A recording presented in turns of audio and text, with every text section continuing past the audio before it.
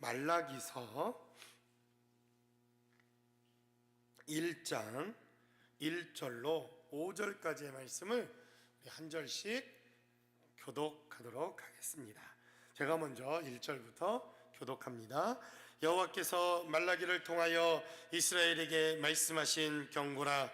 여호와께서 이르시되 내가 너희를 사랑하였노라 하나 너희는 이르기를 주께서 어떻게 우리를 사랑하셨나이까 하는도다. 나 여호와가 말하노라. 에서는 야곱의 형이 아니냐. 그러나 내가 야곱을 사랑하였고 에서는 미워하였으며 그의 산들을 황폐하게 하였고 그의 산업을 광야의 이리들에게 넘겼느니라.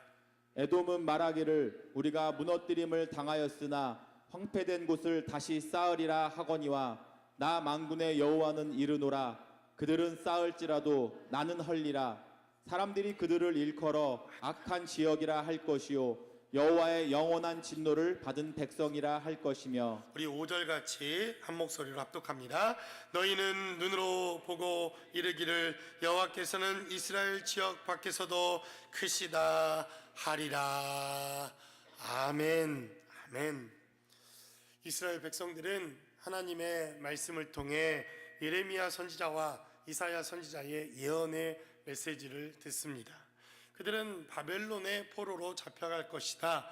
너희는 앞으로 바벨론이라고 하는 나라가 일어나 포로가 되어질 것인데 하나님의 때가 되면 그 기한이 차서 다시 예루살렘 성전을 재건할 것이며 그 성벽을 재건하는 일들이 있을 것이다 라고 하는 예언의 메시지를 듣습니다.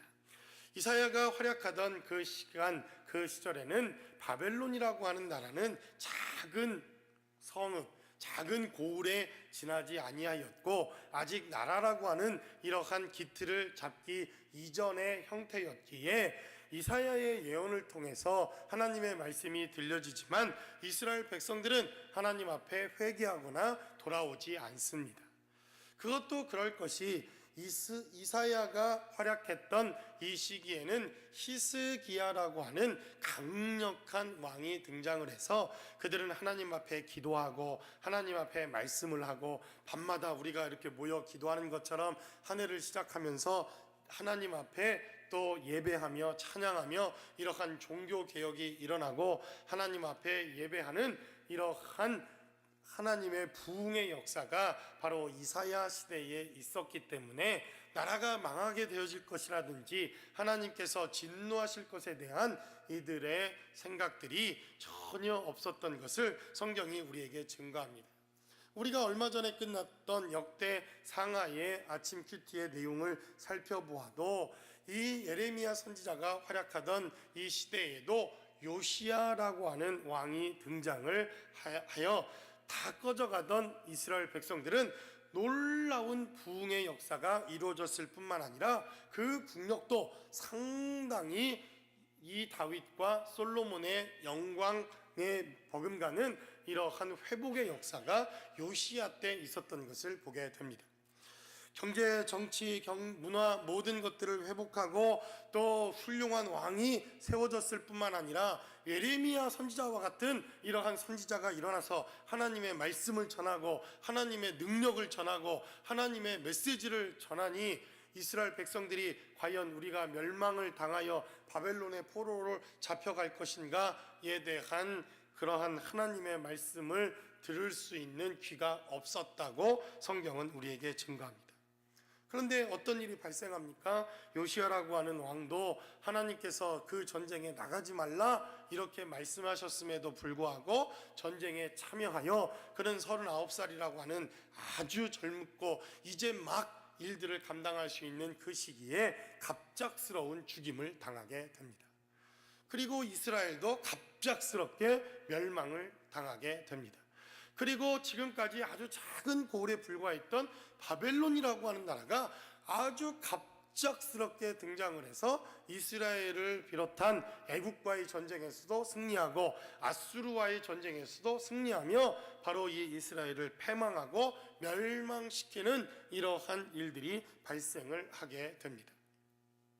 그리고 하나님께서 이사야와 또 예레미야 선지자의 예언처럼 이스라엘 백성들은 모두가 다 벌거벗겨진 채로 그들은 바로 바벨론의 1차, 2차, 3차 포로가 되어서 그들은 결국 나라를 완전히 상실해버리고 성전과 성벽은 완전히 무너진 후 70년이라고 하는 세월을 보내게 됩니다. 그 후 하나님께서는 바로 이사야와 또 예레미야 선지자, 그 밖에 에스겔, 또 많은 선지자들을 통해서 이 나라가 회복될 것이다 라고 하는 약속을 허락하셨던 것처럼 갑작스럽게 또 이스라엘 백성들이 이스라엘 땅으로 돌아오게 됩니다. 도무지 이 바벨론 포로에서 돌아올 것이라고 상상도 하지 못하고 기미조차 보이지 않았던 것을 우리는 다니엘이라고 하는 그 말씀을 통해서 깨닫지 않습니까? 다니엘도 우연히 하나님의 책 에레미야의 메시지를 보니까 70년이 차면 우리가 포로로 돌아가겠구나라고 하는 것을 깨달았습니다. 국제적인 정치나 혹은 바벨론의 어떤 정세가 바뀌어서 이 바벨론의 포로에서 돌아갈 것을 깨달은 것이 아니라 하나님의 약속의 말씀이 그렇다고 하니 다니엘이라고 하는 선지자도 기도하기 시작했고 하나님의 말씀을 붙들기 시작하니 어느 날 갑자기 이들이 포로로 돌아오게 되었다는 것입니다. 그래서 그들은 성전을 쌓고 또 하나님의 말씀대로 성벽을 쌓습니다. 말이 좋아 포로로 갔던 이들이 돌아온 거지 사실 아무것도 없는 빈 털터리로 돌아온 것 아닙니까? 그 빈 털터리 중에 빈 털터리가 되었던 이 사람들이 그 없는 중에도 성전을 쌓고 그 없는 중에도 예루살렘 성벽을 건축합니다. 그래서 니에미야, 에스라, 학개서를 또 스가랴서를 살펴보면 이들이 얼마나 하나님 앞에 그래도 신실하게 성벽을 쌓고 성전을 건축했는지 성경은 우리에게 증거하고 있습니다. 그리고 한편으로 이들은 성전과 성벽을 다시 건축하면서 하나님 앞에 이런 기대감이 있었습니다. 내가 이 없는 중에 하나님 앞에 물질도 드리고 내가 이 형편이 없는 상황 가운데서도 성전을 건축하고 내가 이 어렵게 돌아온 포로 생활 속에서도 하나님 앞에 내 모든 전 재산을 바쳐서 예루살렘 성전을 건축하고 성벽을 쌓았다고 한다면 하나님께서 틀림없이 10배로 갚아줄 것이다. 이런 마음들이 이스라엘 백성들 가운데 있었던 것처럼 보여집니다. 그들은 열심히 성전을 건축하고 성벽을 완성합니다. 얼마나 이들이 감격해 또 하나님 앞에 성전 예배를 드렸던지 느헤미야의 기록을 살펴보면 그들이 워러 게이트라고 하는 수문 앞에 모여 말씀이 증거되고 말씀이 선포되면 모두가 다 일어나서 두 손을 높이 들고 아멘하며 하나님의 율법의 메시지를 듣습니다. 그것이 바로 이 워터 게이트의 부흥, 바로 이 수문의 앞에서 있었던 바로 성전의 부흥이 바로 이 성전을 건축하던 바로 그때에 있었던 것을 성경은 우리에게 증거하고 있지 않습니까? 그래서 이들은 곧 하나님께서 물질도 채워주시고 이스라엘의 나라도 회복시켜주시고 놀라운 풍요와 부요를 주실 것이라고 하는 기대를 하나름 부풀어 안고 열심히 성전 예배를 드리고 있었습니다. 그런데 하루가 지나 일주일이 지나 한 달이 지나 1년이 지나도 형편이 나아지지 않는 겁니다. 한 3년쯤 지났는데 이제 우리 아이들이 대학에 갈 나이가 되었는데 대학도 자꾸 떨어지는 겁니다. 아니 이 정도 됐으면 하나님께서 축복을 주실 만한데 교회는 오히려 부흥하기보다 교회는 점점점 어려움이 처해지기 시작하고 교회 재정도 어려워지고 또 교회가 분열이 일어나기도 하고 이상하리만큼 하나님의 축복이 도무지 보이지 않는 그러한 어려움의 연속이 계속 되어지는 시점이 되어져 있는 것을 보게 됩니다. 그래서 이들은 그들이 혹시 하나님께 뭔가 잘못했는지 다시 성전 예배를 드려보기도 하고 회개하기도 하고 성전에 와서 기도해 보기도 했지만 그들이 기대하는 만큼 그들이 간구하는 만큼 그들이 하나님 앞에 무엇인가 부르짖고 기도하며 또 바라며 기도했던 것만큼 하나님께서 응답하시지 않는 시간들이 갈수록 길어지던 어느 순간 그들은 하나님께 묻기 시작합니다. 하나님 정말 살아 계십니까? 정말 성전을 지으면 우리에게 축복을 주신다고 하셨는데 그 축복을 주시기로 한 것은 잃어버렸습니까? 정말 하나님 우리를 사랑하시는 것 맞습니까? 정말 하나님 살아계십니까? 정말 하나님이 우리를 사랑하시면 어떻게 이렇게 우리에게 할 수 있습니까? 어떻게 우리의 형편이 늘 이렇습니까? 어떻게 우리 자녀들은 늘 이렇습니까? 어떻게 우리 가정은 이렇고 우리 공동체는 왜 이렇습니까? 라고 그들은 하나님께 따져 묻기 시작합니다. 그래서 여러분들이 말라기서라고 하는 이 메시지를 우리가 1장에서부터 4장까지 말씀을 볼 것인데, 이 말라기서를 이해하는 데 있어서 대단히 중요한 단어 하나가 있습니다. 어떻게라고 하는 단어입니다. 어떻게라고 하는 단어가 이 말라기서에 자주 등장을 하게 되는데, 우리가 가지고 있는 우리말 성경에는 6번 어떻게라고 하는 단어가 등장을 합니다. 그러나 우리 전사님들이 신학교에서 이 말라기서를 배우게 되겠지만, 이 말라기서 원문 히브리어에는 8번의 어떻게에 해당되어지는 마라고 하는 단어가 8번 등장을 합니다. 여러분 외우기 쉽죠? 어떻게 히브리 말로 마입니다. 마! 하나님 앞에 마! 이렇게 하나님께 부르짖으신 것입니다. 어떻게 우리를 사랑했다고 말합니까? 어떻게 하나님 우리에게 이럴 수 있습니까? 하나님이 도대체 어떻게 우리가 헌신하며 어떻게 하나님 앞에 말씀을 통해서 이렇게 성전을 건축했는데도 하나님 축복이라고 하는 것이 하나도 없습니까? 라고 부르짖는 이러한 어떻게라고 하는 메시지가 말라기서 1장 2절에 등장을 하고 1장 6절에 또 한 번 등장합니다. 그리고 1장 7절에도 어떻게라고 하는 단어가 또 한 번 등장합니다. 2장 14절과 17절에도 어떻게라고 하는 단어가 또 등장하면서 3장 7절, 8절, 13절에 걸쳐서 어떻게라고 하는 단어가 무려 이 말라기에서의 8번 등장하는 것을 보게 됩니다. 그러자 하나님께서는 이스라엘 백성들에게 내가 너희들이 질문하는 어떻게 나에게 하나님 축복해 주셨고 사랑해 주셨는가라고 묻고 있는 그 질문에 대해서 어떻게 이스라엘 백성들을 사랑했으며 어떻게 이스라엘 백성들을 축복했으며 어떻게 하나님께서 인내하며 참으셨으며 앞으로 어떻게 이스라엘 백성들을 인도할 것이며 앞으로 어떻게 메시아를 보내줄 것인가에 대한 메시지가 바로 이 말라기서에 기록되어져 있는 것입니다.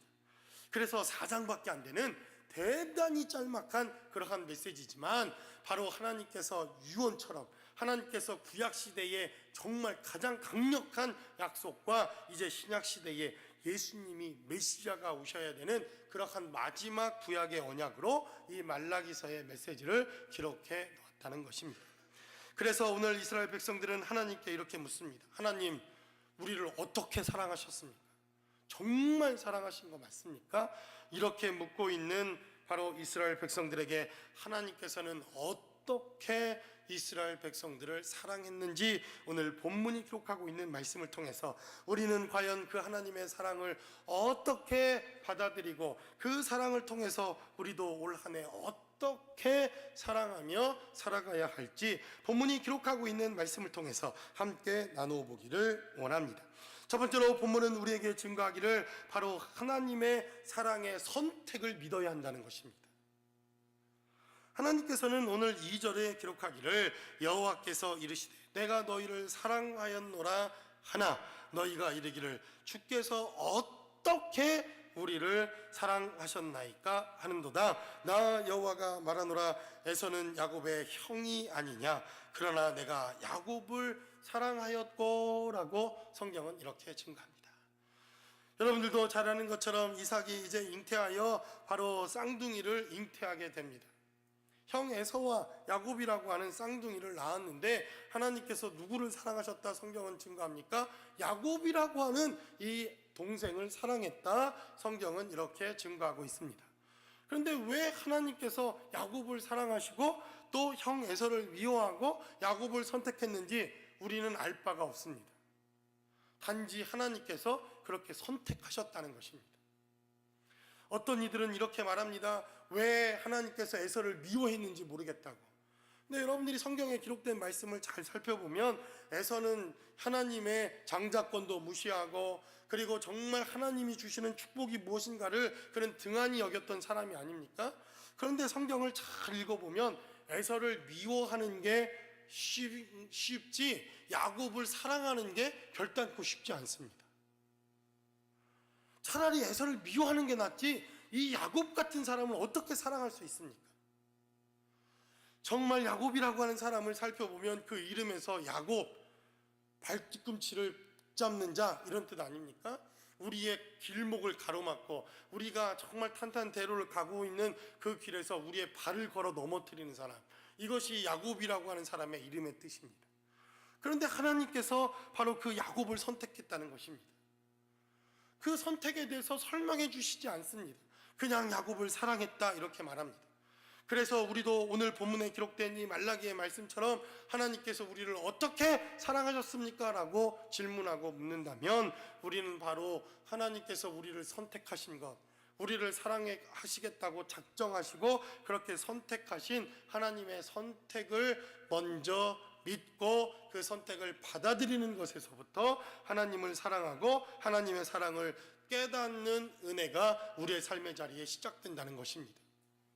여러분 아무리 생각해봐도 여러분들이 하나님의 자녀가 된 것이 여러분의 실력입니까? 아니면 하나님의 사랑입니까? 여러분 제가 이 자리에 목회자가 되어서 하나님의 말씀을 전하고 하나님의 말씀을 가르치는데 정말 목회자가 될 만한 자격이 있는 사람입니까? 여러분들이 탈탈탈 저를 털 필요도 없습니다. 뭐 그냥 털어서 먼지 안 나오는 정도가 아니라 저는 그냥 살아있는 것 자체가 죄악된 죄인 덩어리입니다. 그럼에도 불구하고 하나님의 자녀가 되어졌을 뿐만 아니라 목회자가 된 것을 어떻게 설명할 수 있습니까? 그것은 오직 하나님의 은혜요, 하나님의 일방적인 선택이요, 하나님이 선택하셔서 그렇다고 하니 그렇게 순종하는 방법밖에 없지 않습니까?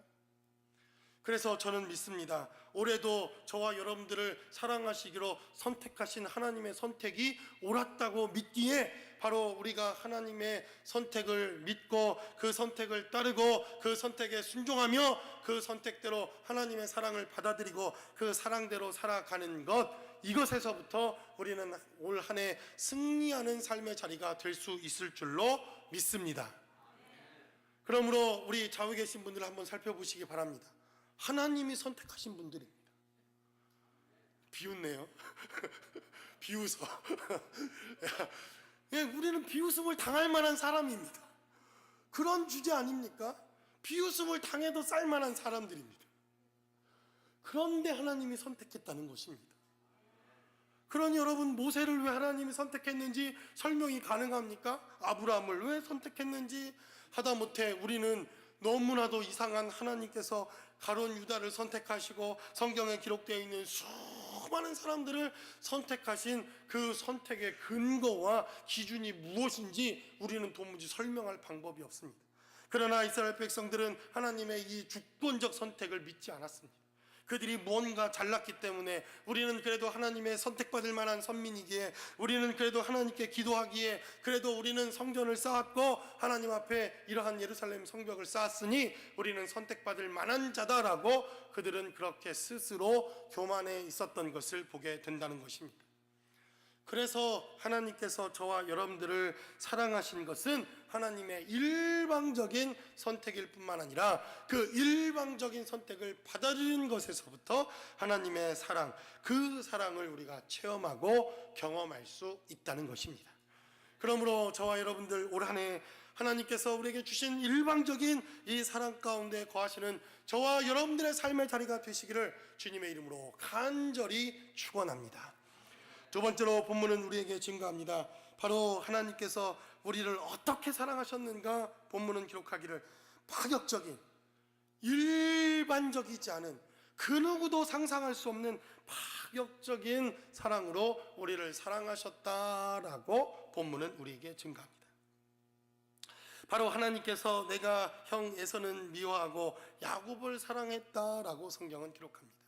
바로 장자의 이러한 축복을 통해서 일반적으로 하나님께서 장자를 세우시고 장자권을 그들에게 주시고 장자들을 통해서 하나님의 언약이 흘러가는 다르게 도무지 상상할 수 없었던 파격적인 이러한 선택을 하나님이 하시게 되는데, 바로 일반적인 사랑에서 벗어나 하나님의 파격적인 사랑을 통해서 우리를 사랑하셨다라고 성경은 우리에게 증거하고 있습니다. 저는 성경에 기록되어져 있는 아주 파격적인 이러한 하나님의 사랑의 메시지를 봅니다. 대표적인 것이 있다고 한다면 돌아온 탕자의 이야기가 아닐까라는 생각을 해보게 됩니다. 아마 여러분들의 삶의 자리에서도 자녀를 키워보면 좋은 일도 있고 기쁜 일도 있고 또 행복해서 웃을 일도 있지만 정말 속이 터져나갈 일들도 있지 않습니까? 아주 그냥 정말 하나님 정말 기도하고 싶은 날들이 얼마나 많은지 모릅니다. 하나님 정말 하나님이 왜 그랬더니 하나님께서 어떤 랍비가 그렇게 기도했더니 네가 그렇게 살았잖아. 하나님 이렇게 말씀하시더랍니다. 하나님이 오죽 답답하며 너도 그렇게 살았잖아. 그래서 랍비들은 뭐라고 말합니까? 바로 이 어린아이들은 우리의 뒷모습을 보고 자란답니다. 무서운 말입니다. 얼마나 무서운 말입니까? 그러니 이 야곱이라고 하는 사람을 선택하기까지 일반적인 선택이 아니라 정말 파격적인 이러한 선택이었던 것을 보는데, 특별히 하나님께서 사랑하셨다고 하는 탕자를 보더라도 아버지가 아직 돌아가시기 전인데도 불구하고 그 아버지 앞에 가서 이렇게 말합니다. 어차피 아버지 죽으면 나한테 물려줄 재산이니 그 재산의 반을 주시오. 여러분, 그러면 아이고 아드님 그렇게 훌륭한 생각을 하셨습니까? 미리 다 유언장으로 준비해 두었습니다. 이렇게 내어줄 훌륭한 아버님이 몇 명이나 됩니까? 귀퉁방머리에 한 대 안 뜯어 터지면 다행인 거죠. 더군다나 지금 이 중동시대, 이 근동시대에 살아있는 아버지를 향해서 유산을 달라고 하는 것은 빨리 죽으라는 얘기와 뭐가 다릅니까? 그러니 이러한 아들 차라리 어디에 나가서 다 허렁방탕하여 돼지 쥐염나무를 그렇게 얻어먹는 신세가 되어 돌아온 그 아들을 차라리 품꾼의 하나로 써달라고 하는 그 고백을 통해서 차라리 잘됐다 이 녀석 너 한번 당해봐라 이렇게 하는 것이 마땅한 것처럼 보여짐에도 불구하고 하나님께서는 그 아들을 향해서 금가락지를 끼우고 가장 좋은 것을 입히고 그를 사랑하는 아들이 살아 돌아왔으니 잔치를 베설하라고 하는 이러한 정말 있을 수도 없는 이러한 사랑의 방법으로 그 아들을 사랑하셨다라고 성경은 우리에게 증거하지 않습니까? 왜 가룟 유다를 선택하셨는지 요한복음은 기록하기를 그 제자를 사랑하시되 어떻게까지 사랑하셨다? 끝까지 사랑하셨다라고 성경은 우리에게 증거하고 있습니다. 이렇게 파격적인 그 누구도 상상할 수 없었던 이러한 하나님의 사랑이 우리의 삶의 자리에 완전하게 나타났던 사랑의 자리가 있었다고 한다면 저는 당연히 십자가라고 믿습니다. 여러분, 십자가가 일반적인 사랑입니까? 저 십자가는 저주의 장소요, 가장 더러운 곳이요, 생각하고 싶지 않은 장소요, 세상에서도 가장 손가락받는 그러한 장소가 바로 저 십자가입니다. 저주의 상징일 뿐만 아니라 누구도 그 십자가에 달려 돌아간 죽은 그 자들을 상상조차 하지 말라고 가장 끔찍한 방법으로 누구에게나 잊혀질 장소로 우리에게 사용되어졌던 죽음의 장소, 바로 그 장소에 사랑의 열매를 맺은 하나님의 사랑, 이것이야말로 가장 파격적인 하나님의 사랑이 아니었을까라는 생각을 해보게 된다는 것입니다. 그 십자가의 사랑도 놀라운 것인데 그 십자가의 제물로 아들을 내어주신 하나님의 사랑이라고 한다면 여러분, 이것이 어떻게 일반적인 사랑일 수 있겠느냐고 하나님은 우리에게 그렇게 말씀하십니다. 그러므로 저와 여러분들을 사랑한 것도 하나님의 파격적인 사랑이라고 믿습니다. 그 하나님의 사랑을 우리가 깨닫고 알기만 한다면, 이 파격적인 사랑을 받아들일 수만 있다고 한다면 우리는 2019년도 우리의 삶의 자리에서 그 누구를 사랑치 못할 우리의 삶의 자리가 어디에 있겠습니까? 그 누구를 우리가 사랑하지 못할 그러한 삶의 모양이 어디에 있겠습니까? 저도 그래서 한번 하나님께 기도해 볼 생각입니다. 저는 그런 기도를 잘 하지 않습니다. 제가 뻔히 못할 줄 아니까. 하나님, 정말 성도들을 사랑하되 끝까지 사랑할 수 있게 해달라고. 이거는 주님이 하는 기도지 저 같은 이러한 사람이 하는 기도라 아니다 라고 저는 이미 제껴놓은 메시지입니다.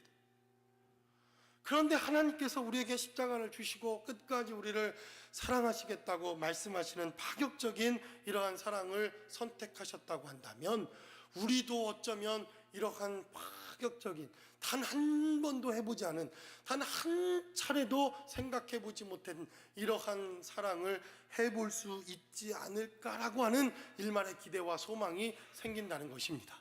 그러므로 저와 여러분들도 이러한 사랑의 은혜 가운데 거할 수 있는 거룩하고 복된 한 해가 되시기를 주님의 이름으로 간절히 축원합니다.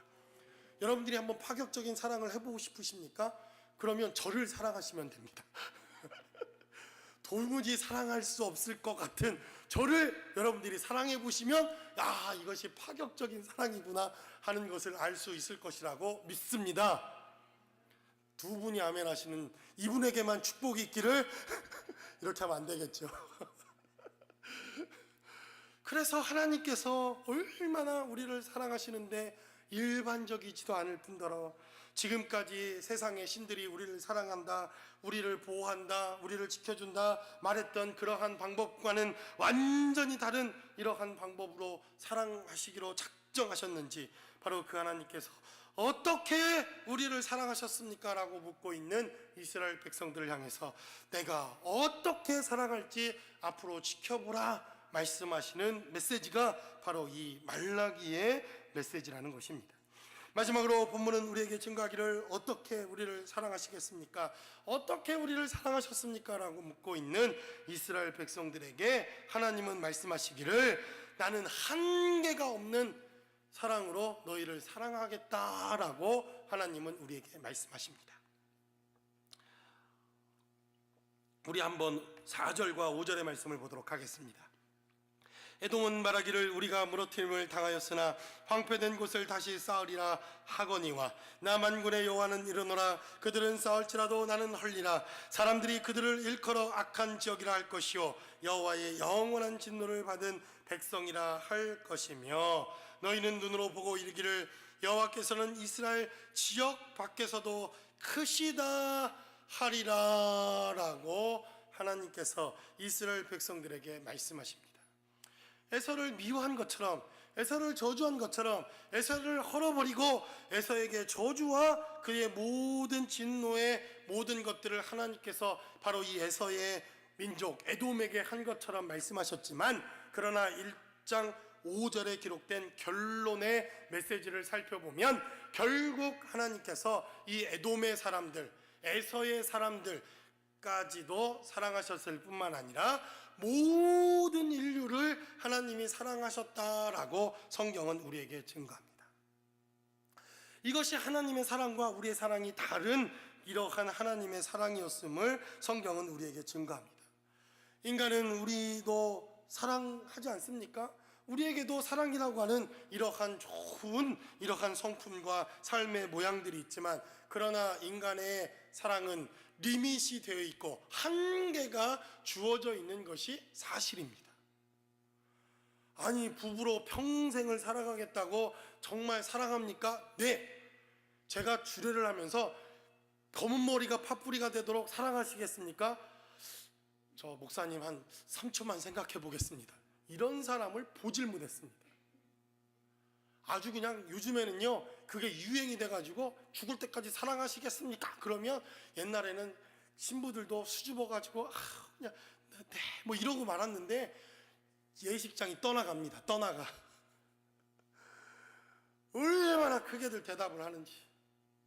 그런데도 몇 년 지나면 사랑이 식었네 마네, 사랑하네 마네, 나 사랑해? 아이고 그냥 정말 그걸 꼭 말로 해야 합니까? 말로 해야 안다고 그러더라고요. 근데 말로 해야 안 됩니다. 그러니 제가 말을 안 하니 모르겠죠, 당연히. 그러니까 자꾸 물어보는 것이겠죠. 예. 그런데 인간의 이 사랑도 한계가 있습니다. 얼마나 우리도 사랑해주고 싶고 사랑하고 싶고 또 모든 것을 다해 사랑하고 싶지만 한계가 있는 게 느껴지지 않습니까? 한계가 있고 또 리밋이 있고 사랑하고 싶지만 사랑할 수 있는 능력이 없어서 사랑하지 못하는 우리의 삶의 모습도 봅니다. 참 희한할 정도로 하나님께 저도 기도하고 하나님께 구하는 게 있는데, 저는 하나님 좀 긍휼의 마음을 달라고 기도하지 않습니까? 그런데도 뭐 홈리스들이 이렇게 지나가거나 이렇게 보면 에휴, 저 영어 하는 거 내 혓바닥하고 바꾸면 내가 영어로도 그냥 설교를 그냥 미국을 뒤집어 엎을 텐데, 이런 생각이 들면서도 별로 긍휼이 안 생깁니다. 그러니 하나님께 제가 얼마나 죄송합니까? 하나님 긍휼의 마음을 달라고. 근데 또 어떤 분들은 보면, 그런 분들을 보면 그냥 못 지나치는 분들도 계십니다. 그렇게 보면 인간이 사랑한다는 것, 사랑한다고 말하는 것, 그것은 방법에 있어서도 또 사랑의 깊이에 있어서도 넓이에 있어서도 사랑의 여러 가지 조건에 있어서도 완전히 다 다른 각각의 방식대로 우리는 사랑할 수밖에 없는 한계가 있는 인간임을 우리 스스로 인정하는 것에서부터 우리는 무한대의 사랑, 리밋이 없는 하나님의 이러한 사랑을 체험하고 경험할 수 있다는 것입니다. 그래서 하나님은 이제 말하기를 내가 이스라엘 백성들만 사랑한 것이 아니요 내가 버림받았던 에서도 사랑하고 이제 온 인류도 사랑하는 이러한 사랑의 모습으로 이렇게 사랑하겠다라고 하나님께서는 이 말라기의 말씀을 통해서 우리에게 증거하고 있다는 것입니다. 그래서 말라기 다음에 나타나는 성경이 무엇입니까? 이제는 바로 마가복음, 또 마태복음, 누가복음, 요한복음과 같이 바로 우리를 구원하시고 우리를 사랑하시고 사랑하시되 끝까지 사랑하시고 리밋이 없으신 그러한 사랑으로 우리를 영원히 사랑하시는 바로 그 메시아가 나오기까지 바로 이 말라기를 통해서 우리를 사랑하셨다라고 하나님은 우리에게 말씀하시고 있습니다. 그러므로 바로 십자가를 통해서 우리를 사랑하시되 끝까지 사랑하시고 우리의 모든 것까지 사랑하시며 우리의 모든 사랑의 근원과 근본이 되시는 바로 그 주님께서 내가 너희를 사랑하되 제한이 있는 사랑이 아니라 한계가 있는 사랑이 아니라 이렇게 하면 내가 사랑해 주겠다고 하는 조건이 있는 사랑이 아니라 측량할 수 없는 사랑, 그래서 그 무엇으로도 이 사랑에서 우리를 꺼내낼 수 없고 그 사랑의 깊이와 또 높이와 또 넓이와 그 크기를 그 누구도 측량할 수 없고, 그리고 그 사랑은 정말 영원부터 영원까지 함께 하시는 바로 하나님의 크신 사랑이라 일컬으리라 말씀하시는 이 사랑으로 저와 여러분들을 사랑하셨다라고 말씀하시고 있다는 것입니다. 그러므로 하나님의 그 사랑, 하나님의 그 크신 사랑을 우리가 경험하는 저와 여러분들의 삶의 자리가 되시기를 주님의 이름으로 간절히 축원합니다. 2019년도에 바로 이러한 주님의 사랑을 가지고 하나님을 사랑하고 몸된 교회를 사랑하고 우리의 가족을 사랑하고 자녀들을 사랑하고 우리의 형제자매들을 사랑하며 주의 공동체를 사랑할 수 있는 저와 여러분들의 삶의 자리가 모두 되시기를 주님의 이름으로 간절히 축원합니다. 기도하겠습니다. 우리 시간 기도할 때 우리는 하나님 정말 나를 언제 사랑했느냐고요, 하나님 정말 내 환경과 상황이 이런데 어떻게 우리를 사랑하셨느냐고요, 이렇게 하나님께 묻고 따지며 하나님 앞에 원망의 기도를 할 때가 참 많이 있었습니다. 그러나 하나님은 어떻게 나를 사랑했느냐고 묻고 있는 바로 나를 향해서 이렇게 말씀하십니다.